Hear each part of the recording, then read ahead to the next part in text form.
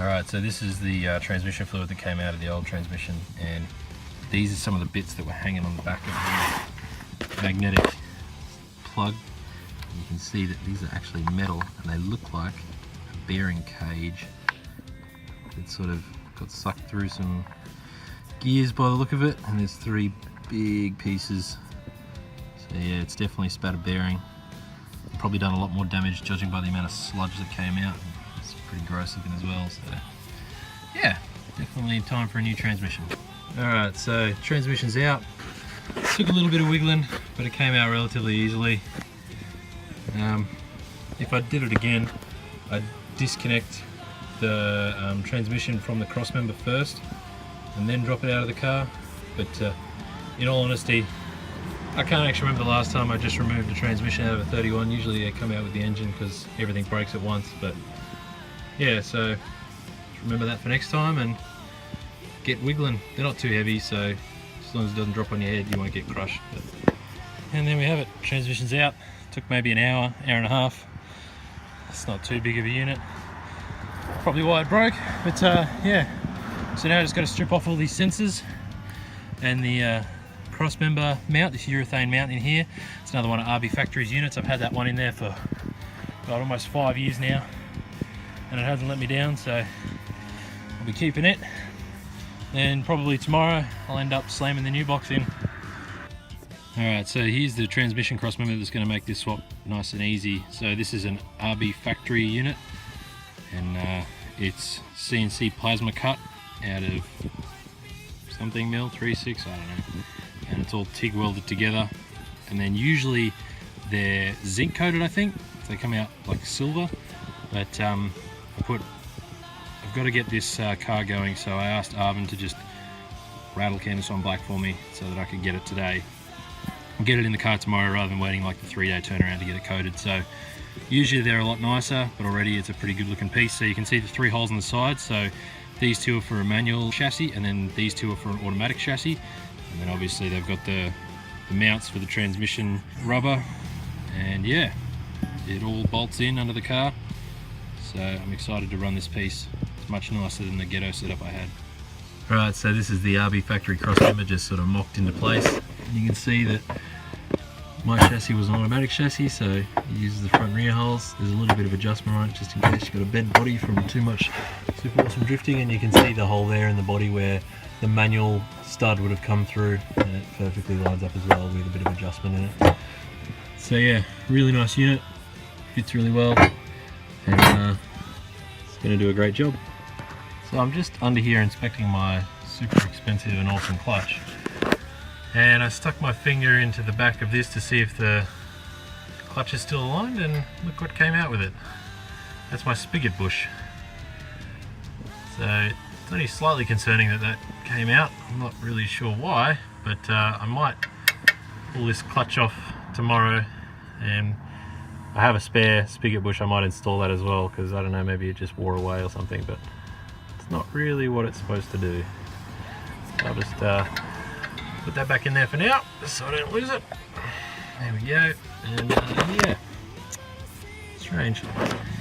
Alright, so it's day 2, and just going to pull the clutch off to inspect it and look at the spigot bush. If the spigot bush was okay, I'd have left the clutch in because I don't really care that much, but yeah, because the spigot bush pretty much fell out, I might have to replace it. So I just want to inspect the crank and see if there's any damage in there. I doubt there is, but I figure it's always best to check.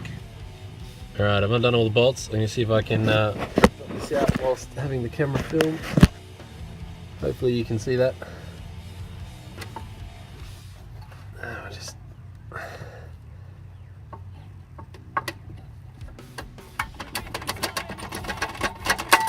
There we go, there goes the spigot bush, and we're out. So, and the clutch mating surface looks pretty damn good if you ask me. And then the back of the crank, well, we'll inspect a little closer, but it looks alright, I guess. And the clutch itself in pretty good shape. Alright, so I just put the old spigot bush back in, and it's developed a lip on this outside edge, and so I'm guessing the input shaft had the worn out bearing and it was sort of wiggling it around, but you can see that spigot bush sort of slides in and out pretty freely, and there's the lip is just on that edge there, and it's only enough to catch your fingernail on, but I'm gonna figure that it's bad enough to have obviously worn this out, so it doesn't fit quite right. So I'll replace this, and I guess this will go in the bin. Bin day was today, so I guess I missed that boat, but oh. Alright, so we've got both transmissions here next to each other, and as you can see they're pretty similar. So this is the naturally aspirated one, my custom made transmission mount, and this is the factory VL Turbo one. So the output itself is a lot bigger than the naturally aspirated one, and the box itself is a lot bigger as well. Yeah, this transmission here is just a huge unit. So it's going to be fun to try and wrestle that in by myself under the car, but yeah, so anyway, I'm just going to pull these switches off. There's one there, one down here. I might pull these tabs off too. It doesn't look like that has a spot for them, but anyway, and as you can see, this one's broken. Oh, that's okay. And then someone's been in through the shifter housing here, but it shifts okay, and I was putting some bolts in the other day, and this one's been cross-threaded. So I'm going to have a look at that and pull this transmission cross member off, because that one is nice and wide. Oh, it looks like that one already has a speedo drive in it, so I'll see if my speedo drive will fit that. Yeah, other than that, it's almost ready to go in. Alright, so here's the RB factory polyurethane transmission mount, and it's a pretty decent unit. A lot more solid than the factory one, and it comes with all the hardware. So you can see these bolts go through the transmission itself, and then these ones go through the mount into the cross member.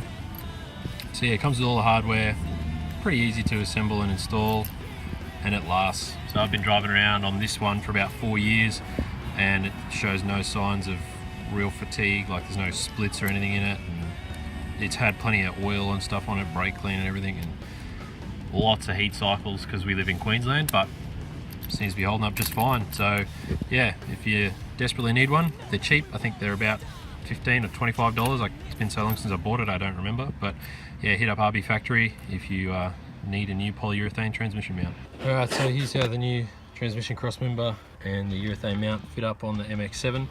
So you have to use aftermarket hardware because the studs aren't long enough to go through into the urethane mount. And you can see that there's quite a bit of adjustment in where this sits, so you can get it to fit just right.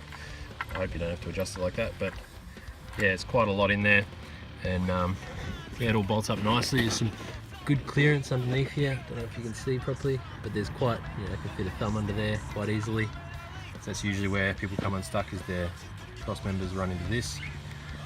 But yeah, a nice piece, fits all really well, and yeah, just got to get it in and get it tight once it's situated, which could be a little bit of a challenge because there's Allen head bolts inside of here, but I imagine I'll just have to mock it up and then try and tighten these as best I can, pull it out, tighten them more. Yeah.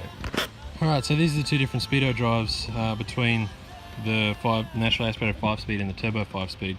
So the one on the right with the bluish turquoise top is the naturally aspirated one, and the one on the left, the really long red one, is the turbo one. So it looks like they've got the same style of output, conveniently.